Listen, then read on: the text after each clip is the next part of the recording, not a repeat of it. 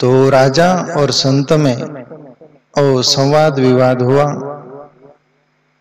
वो राजा बोलता है कि मेरा तो बहुत कुछ साम्राज्य है, धन है, इतना राजकोष है, इतनी जमीन है, इतना सब कुछ बहुत है मेरे पास। तब संत बोले तेरे पास जो है, वो बोले उसका आइडेंटिटी दे, यानी पूरा पता दे, उसका पूरा डेटा दे। तो वो राजा बोलता है कि उसका दादा का नाम बोलता है, बाप का नाम बोलता है, दादा का, वहां से ही वो सब कितनी संपत्ति, धन, ये वो सब बोलता है। पूरा ऐसा बोलते बोलते संत बोलते हैं कि तेरा परिचय दे, तू कौन क्या। तो उसका भी देता है वो सब कुछ। बोले इसका पता तू दे दिया? बोले हाँ। अभी ये सब तेरे से छीन लिया जाए या युद्ध हो तो कोई राजा छीन ले, तो ये तेरी आइडेंटिटी, ये तेरा परिचय, ये तेरा डेटा, सब कुछ ये रहेगा क्या? बोले नहीं। तो फिर तेरा परिचय क्या? समझ में आ रही बात? बड़ी थोड़ी अटपटी होगी, पर आप भी अभी महफिल जो है कैच करने वाली है। और आपके लिए नहीं बोल रहा प्यारे मित्रों, यहाँ संभल कर बोलना पड़ता है, इसको पूरी दुनिया सुन सकती है। बहुत एक एक शब्द तोल कर बोला जाएगा, बाकी संभल कर और होश में बोला जाएगा। पहले जो चलता था तब कुछ भी बोला जाता था, अभी नहीं।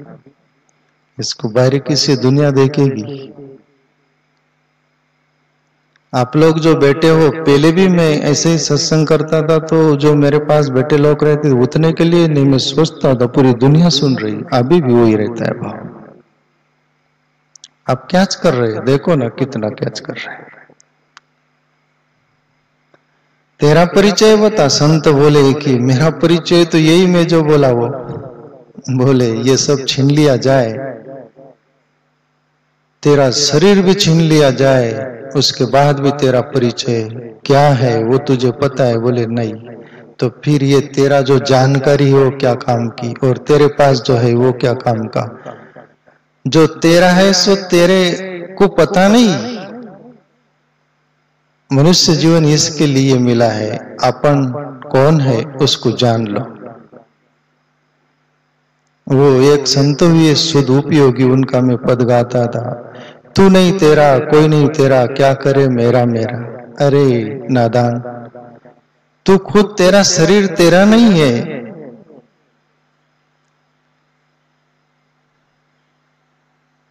इस पर वर्षों से मैं एक शॉर्ट वीडियो सुना था, ऑडियो था, कीमती, जो यहाँ पर लेने लायक है, कहीं से भी सत्य मिले ले लो।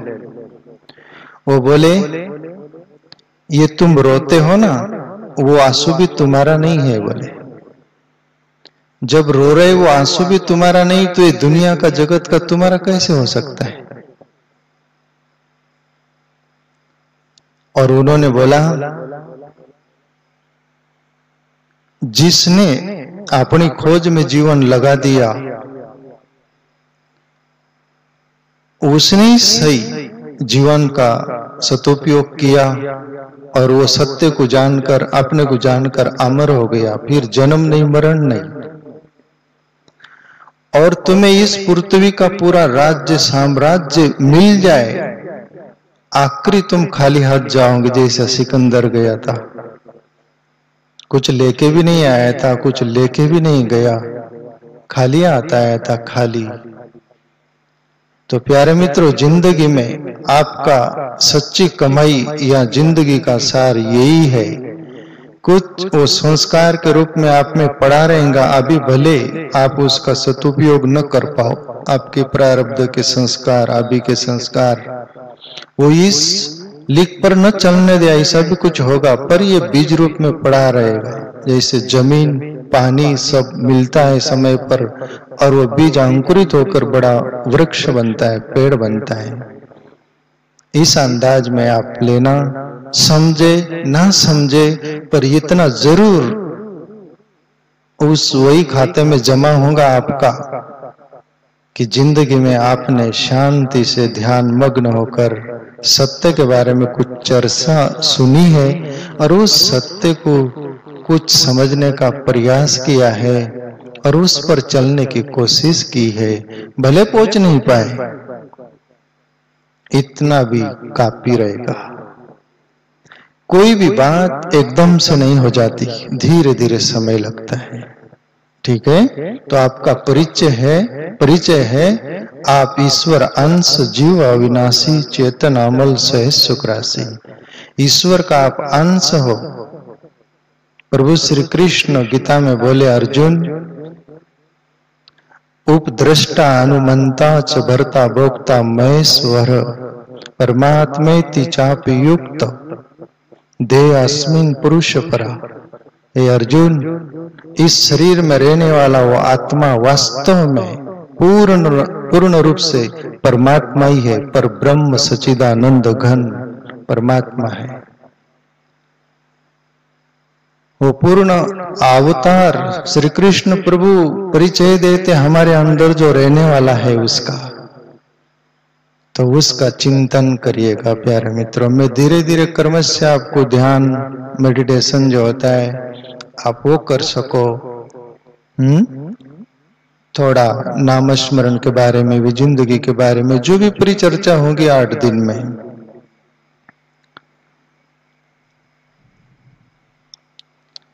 मैं सोचा था आपके लिए क्या लूं, तो मैं एक कोई कबीर का या इसे जो पहुंचे हुए संत है उनका कोई आपके सामने सुनाऊं।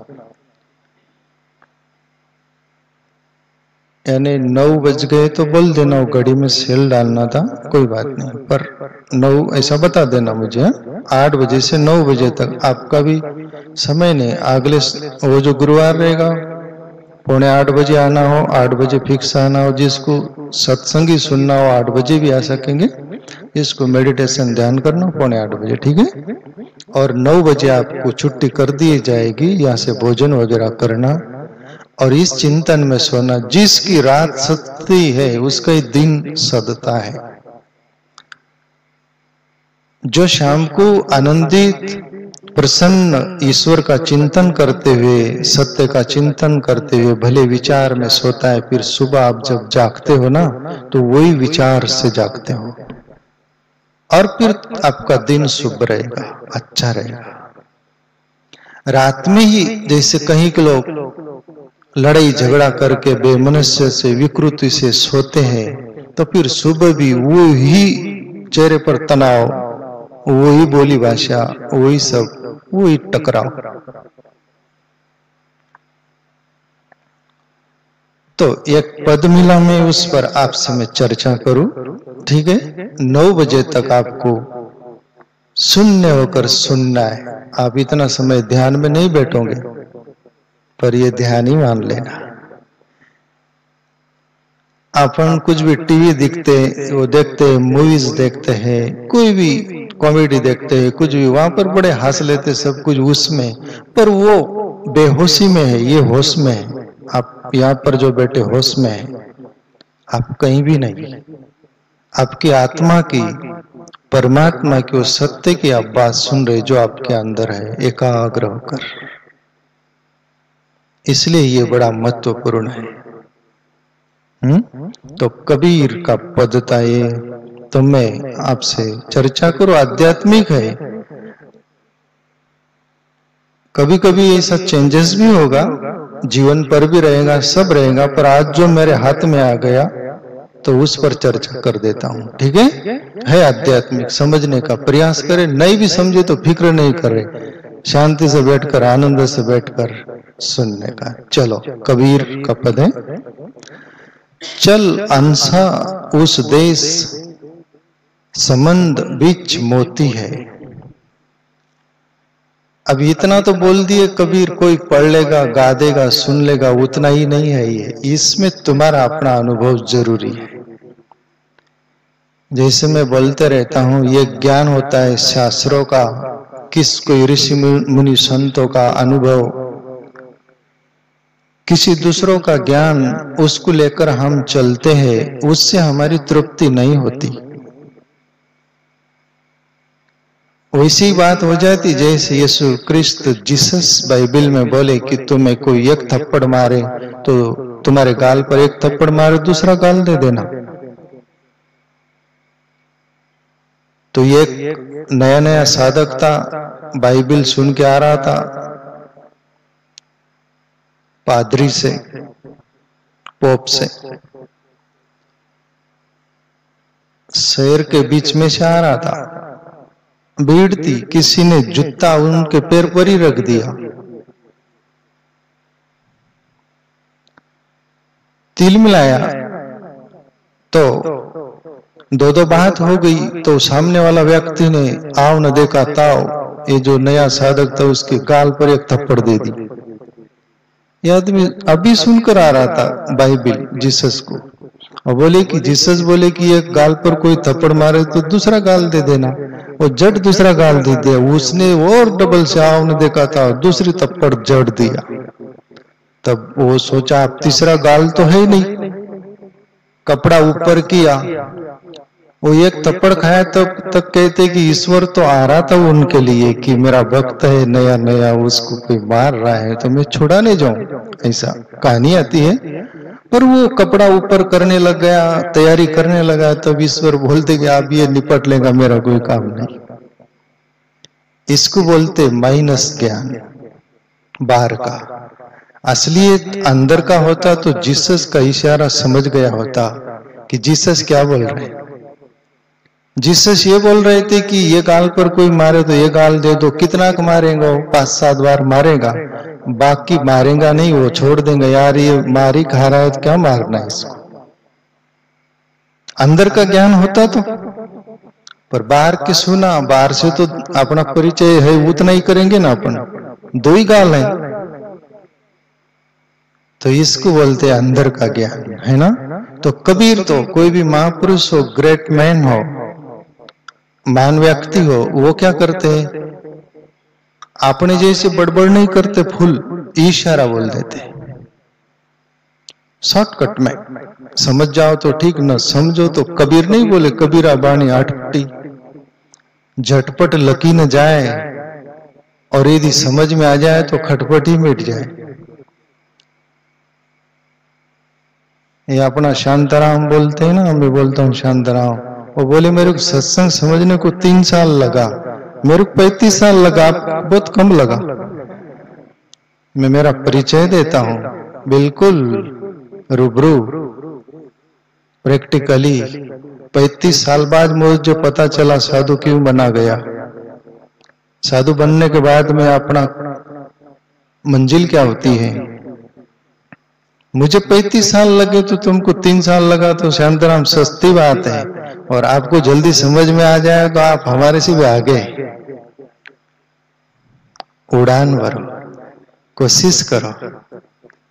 प्रभु श्री कृष्ण गीता में बोले कि एक कोई संत उस ईश्वर को अनुभव करके वदन करता है, कोई मौन हो जाता है, पर तीसरा जो भक्त रहता है जिज्ञासा से समझता है और सुनता है।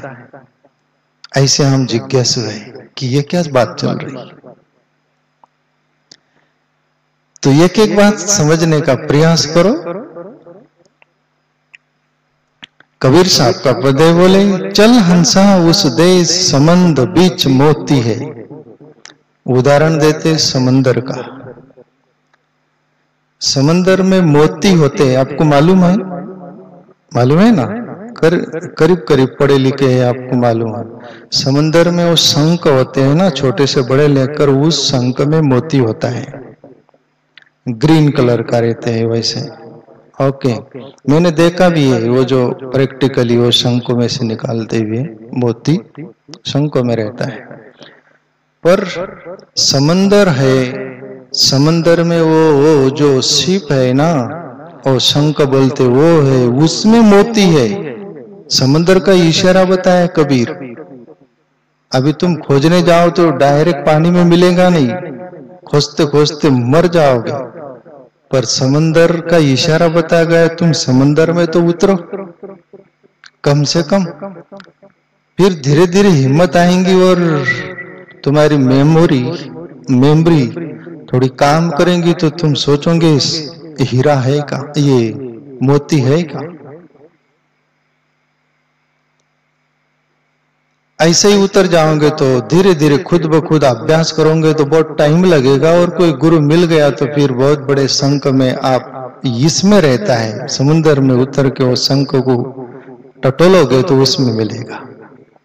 उदाहरण कबीर समंदर का दिए। पहली बात, समंदर हमारा शरीर है। ये शरीर जो है हमारा समंदर की तरह है, कबीर जो इशारा कर रहे हैं, और उसको प्लस अनुभव है,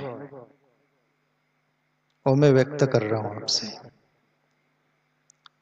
खग ही जाने खग की भाषा, जोरी की गत जोरी जाने, जिन कोई जोरी होए। हीरा का पार की होगा जोहरी, वही जानेगा हीरा की। खग की भाषा खग ही जानेगा। तो ऐसा ही महापुरुषों का जो पश्चिम पर जीवन चल रहा है, कुछ अभ्यास अनुभव से तो समझ में आता है प्यारे मित्रों, सीधा नहीं समझ में आता। चल हंसा उस